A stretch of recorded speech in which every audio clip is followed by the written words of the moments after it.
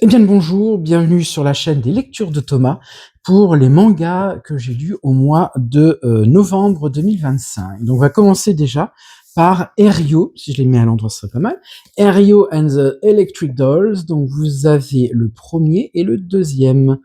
Donc ça raconte une humanité où on a supprimé en fait l'électricité et en fait et aussi parce que il y a eu aussi les combattants, c'est-à-dire c'est des poupées qui avaient été créées qui marchaient à l'électrique. Et là, vous avez une histoire entre une fille ancienne génération, c'est-à-dire une fille électrique, c'est-à-dire un andromède, un robot hein, avec de l'électricité. Et vous avez la petite fille qui est Erio, donc c'est une fille, pas un garçon. Et Erio, en fait, qui est quelqu'un, un humain, et quelqu'un, j'allais dire classique, un humain, et qui fabrique, elle, de l'électricité. Alors, voilà, c'est un don qu'elle a. Hein.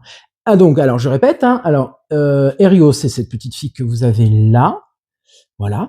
Et puis vous avez à côté, vous avez la fille, la doll, la fille électrique qui vient justement de cette fameuse, de ce temps où il y avait à la fois les humains et à la fois l'électricité. Alors vous avez comme ça des territoires où plus du tout d'électricité. L'homme est revenu à l'ancienne, j'allais dire.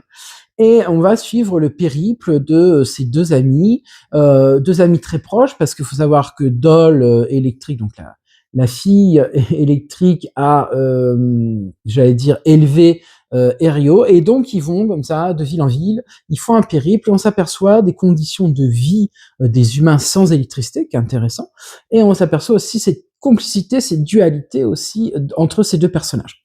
Donc ça, c'est les deux premiers. Je vous mettrai le nombre de tomes. Et donc c'est aux éditions Mangetsu, et vous avez donc au scénario Shimazaki Mujiruchi, et vous avez au dessin un Kuromori.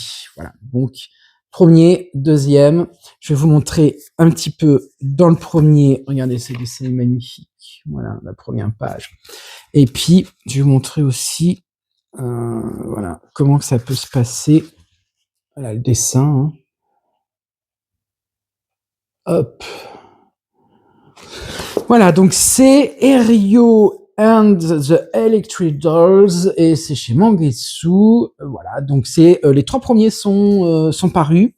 Le troisième, il y a quelques jours, il y a quelques semaines même.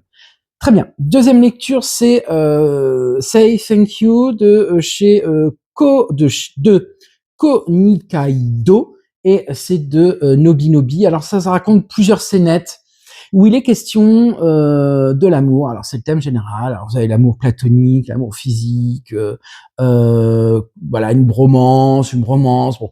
Et tout ça est dessiné et écrit par ce mangaka.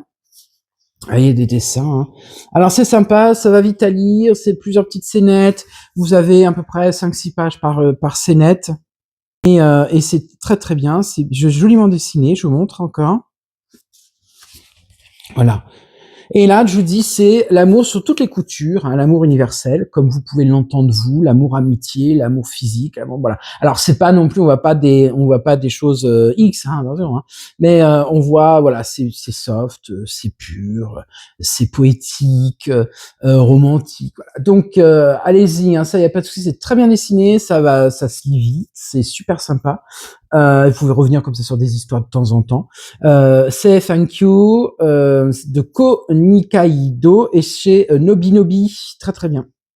Autre manga qui s'appelle Manhwa, parce que c'est d'origine chinoise, c'est Rosetta de Lin Lin, édité chez Mao. Donc c'est une femme qui est brocanteur et qui se promène dans les rues de Taïwan, et elle récolte des objets.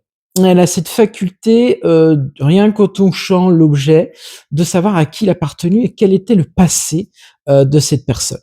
Donc c'est, j'allais dire, un manhwa qui est esthétique, avec beaucoup de couleurs vives, beaucoup de géométrie. Je vais vous en mettre quelques-unes, quelques planches. Et moi j'ai bien aimé, franchement, c'est à lire quoi. Donc Rosetta, Daily Lin, et c'est aux éditions Mao. Lueur, les lueurs de l'outre-monde et donc c'est de chez Kurokawa et je cherche l'auteur, c'est Yamakujira. Yamakujira, donc là c'est alors toujours pareil, hein, c'est des petites scénettes et ces petites scénettes en fait, elles racontent deux petits diablotins, voilà, donc ils ont des petites cornes et ces diablotins ont pour fonction d'aller récupérer les âmes quand les morts, quand les personnes passent de l'autre côté et ils sont vus de personne. Voilà, ils sont vus pas vus des êtres humains. Donc voilà, ils sont tranquilles, ils naviguent sans être vus. Et un jour, ce petit garçon là, donc qui est un démon, va voir un humain qui les voit. Et là, va s'enchaîner toute une histoire à travers, et pourquoi vous faites ceci, quel est votre rôle, pourquoi. Et il y a des questions auxquelles, bien sûr, le manga répond. Alors, c'est science-fiction, hein, voilà, c'est fantasy, c'est ce que vous voulez. Alors moi, j'ai moyennement aimé, parce que bon, je suis pas dans les démons à cornes, tout ça. Mais je l'ai quand même lu parce que je trouvais que pour un one shot, les dessins étaient plutôt sympas. Je vais vous montrer un petit peu. Par exemple, ceci, voilà, ce genre de dessin-là. Hein. Hop, je vais enlever un peu mes doigts. Hop, et puis je vais vous montrer un autre. Non, j'ai toujours des. Hop. Mais c'est vraiment. Alors je vous dis, hein, pareil. Hein, donc voilà, c'est une espèce de conte fantasy. Voilà, où on rencontre des petits garçons comme ça, avec une corne sur le front, des petits diablotins, et qui vont chercher les âmes. Alors, ils font face aussi à des méchants qui mangent les âmes, qui récupèrent, qui les mangent, à des faux démons, des choses.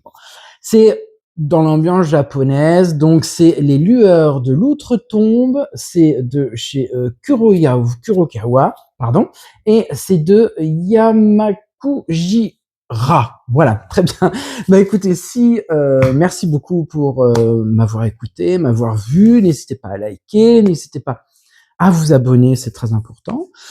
Et puis pour le mois de décembre, vous allez bientôt avoir la vidéo des lectures et des futures lectures, mais aussi vous aurez fin décembre le fameux bilan avec mes mangas que j'ai aimé le plus avec 5 étoiles. Donc on verra tout ça fin décembre. Je vous souhaite une très très bonne lecture, préparez bien les fêtes et à très très bientôt. Merci, au revoir.